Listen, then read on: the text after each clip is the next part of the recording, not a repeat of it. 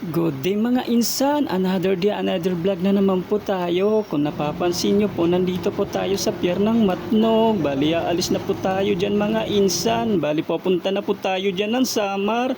Kung napapansin nyo mga insan, may mga ibang bus po na naiwan. Bali, dyan po sila sasakay sa kabilang barko.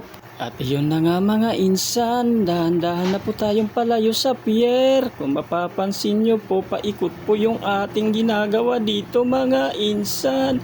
Kasi po paatras po yung ating takbo. Bali, paharap na po tayo dyan mga insan. Kung mapapansin nyo po sa harap dyan mga insan, dyan po kami malapit naliligo. Bali, mga ilang minuto lang po yan dyan. Ayan po mga insan, sa harap po niyan.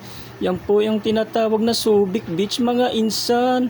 Sana next na makapunta tayo dyan mga insan, makaligo na rin tayo. Medyo mag-busy po tayo dyan mga insan, kaya hindi po tayo makapunta-punta. Bali, uuwi na po tayo dyan ng Samar mga insan. Kung mapapansin nyo sa bandang kanan mga insan, dyan po yung lugar ng asawa ko. Bali, doon po yung dadaanan natin. Bali po, diretso lang po tayo mga insan. Ayan po mga insan, nakikita po natin yung mga isla at ang lakas po ng hangin dito mga insan. Okay lang kahit mainit, at least nasa harapan tayo mga insan at wag lang uulan. At buti nga mga insan, hindi po maalo ng ating biyahe ngayon mga insan. Sa loob po ng 1 oras kalahati mga insan, nakarating na po tayo sa alin. Bilang nag-aantay tayo dito mga insan, nag-video-video muna tayo dahil matagal po tayo bago makababa. Kasi inuna muna pinababa yung mga sasakyan. Bali, umakyat na rin po ako dyan mga insan para mag-CR. Kasi yung sinasakyong kong bus walang CR.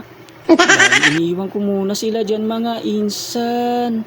At yun na nga mga insan, nandito tayo sa taas. Kasi dito po tayo nag-CR sa 3rd floor.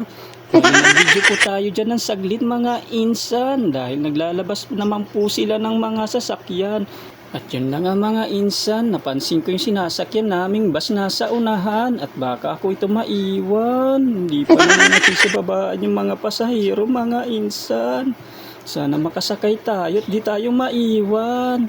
Siguro naman ako at hindi ako maiiwan kasi hindi naman siguro tatakbo yung bus hanggat di kompleto yung pasahero nila. Ayan po mga insan, kung mapapansin nyo, dahan-dahan na po nagsisibabaan yung mga bus. Kung mapapansin nyo yung kulay pink na bus, yun po yung mega bus. Yun po yung sinakyan nating bus nung nakaraang taon mga insan.